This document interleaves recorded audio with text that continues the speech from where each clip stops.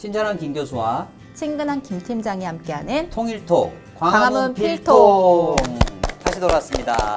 지금 한참 여름 휴가 많이 다니는 기간이잖아요. 근데 여름 휴가까지 반납하고 통일교육원에 계시는 어떤 대표 사업을 수행하기 위해서 불쌍한 분들이네요. 네, 계속 일을 하시는 분들이 있다고 해서 저희가 모셔봤는데요. 이름은 통일 리더 캠프라고 합니다. 이 사업을 담당하고 계시는 통일교육원의 김지영 교수님 그리고 박경희 주무관님 두 분과 이야기를 나누도록 하겠습니다. 자, 인사 부탁드립니다. 네. 예, 반갑습니다. 통일교육원에서 교육을 맡고 있는 김지영 교수라고 합니다. 반갑습니다. 안녕하세요. 저는 통일교육원의 통일 리더 캠프를 담당하고 있는 박경희입니다. 통일 리더 캠프 저도 교육원 와서 뭐 여러 번 참여하고 잘 갔다 왔는데 이게 도대체 어떤 의미가 있고 어떤 특징이 있는 그런 사업인지 일목요연하게 좀 소개 좀 해주시죠. 네.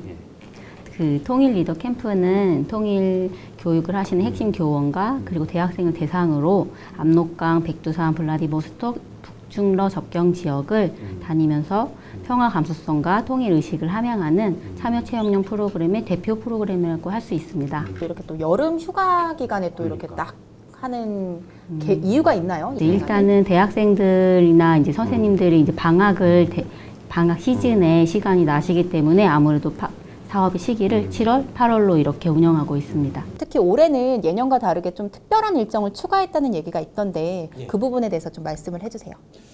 연수 프로그램이 사전 연수가 있고요. 그리고 5박 6일 동안 이제 북중 접경 지역으로 연수를 가게 되는데 하얼빈으로부터 시작을 해서 혹은 블라디보스톡을 들어가기도 하고요. 아니면 백두산과 단동 그리고 뭐 영길 등등의 장소들을 움직이는데 근데 저희가 또 움직인다고 해서 단순히 다른 여행단과 뭐 이렇게 똑같이 움직이는 건 아니고요.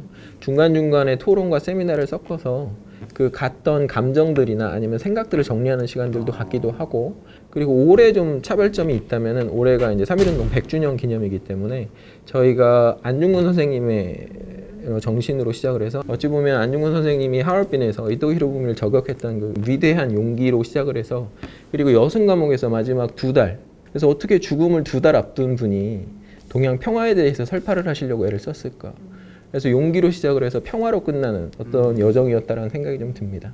사실 이제 이 프로그램은 처음에 떠났을 때의 그분들의 어떤 마음, 뭐 생각과 다 일정을 소화하고 마지막에 그분들이 느꼈던 부분을 또 발표하는 시간도 있을 건데 그럴 때 이제 가장 인상 깊었던 내용이 어떤 건지가 좀 궁금하거든요. 제가 인상 깊었던 건 한 2장면 정도 되는 것 같아요. 뭐 첫 번째는 수풍댐 근처에서 유람선을 타면서 이제 대학생 창원에서 올라온 친구였던 것 같은데 북한에 대한 이야기들 그리고 북한 주민들을 바라보면서 여러 가지 이야기를 하다가 갑자기 눈물을 막 흘리기 시작을 하더라고요.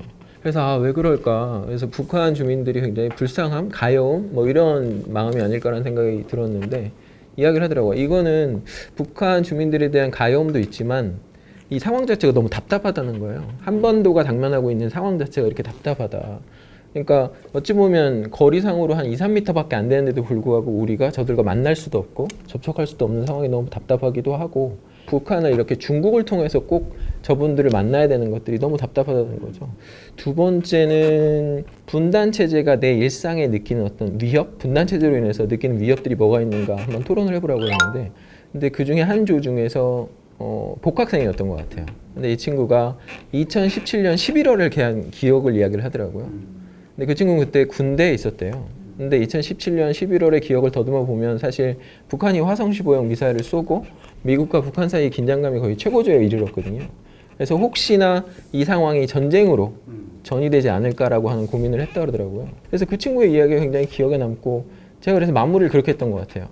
앞으로 한 10년, 15년이 흘러서 뭐 예를 들면 2027년에 청년이 군대에서 느끼는 그런 두려움들이 지금처럼 아니었으면 좋겠다. 조금 더 평화로운 상태로 군대 생활을 할 수 있었으면 좋겠다라고 마무리를 했었는데 저는 그 친구가 느꼈던 위협이나 두려움이 가장 기억에 좀 남습니다. 김지영 교수님, 교수님에게 통일 리더 캠프란 어떤 것인지. 저한테 통일 리더 캠프는 쉽지 않은 질문인데요. 저는 올해 이제 3번째 참가를 했는데 가기 전에는 굉장히 좀 물리적인 어떤 공간이나 아니면 장소의 변화 이런 것들을 고민하다가 결국에 통일 리더 캠프가 매번 끝나면 사람에 대한 이야기로 끝나는 것 같아요.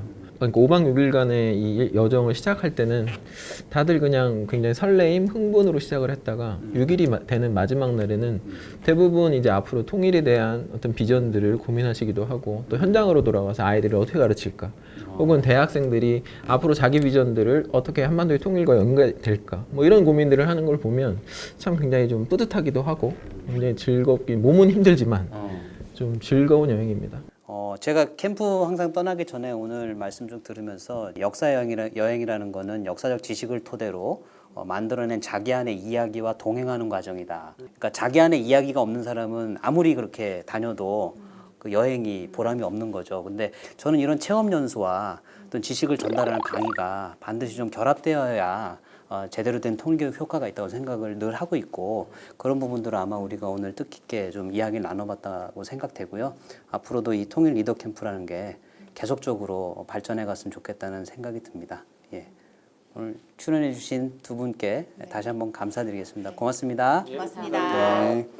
자, 오늘 통일 리더 캠프 특집편으로 또 시간을 보내봤는데 올 여름 이제 끝나가는데 모두 건강 잘 챙기시고 오늘 이것으로 광화문 필통 마치겠습니다. 마무리? 좋아요와 구독은 저에게 큰 힘이 됩니다. 고맙습니다.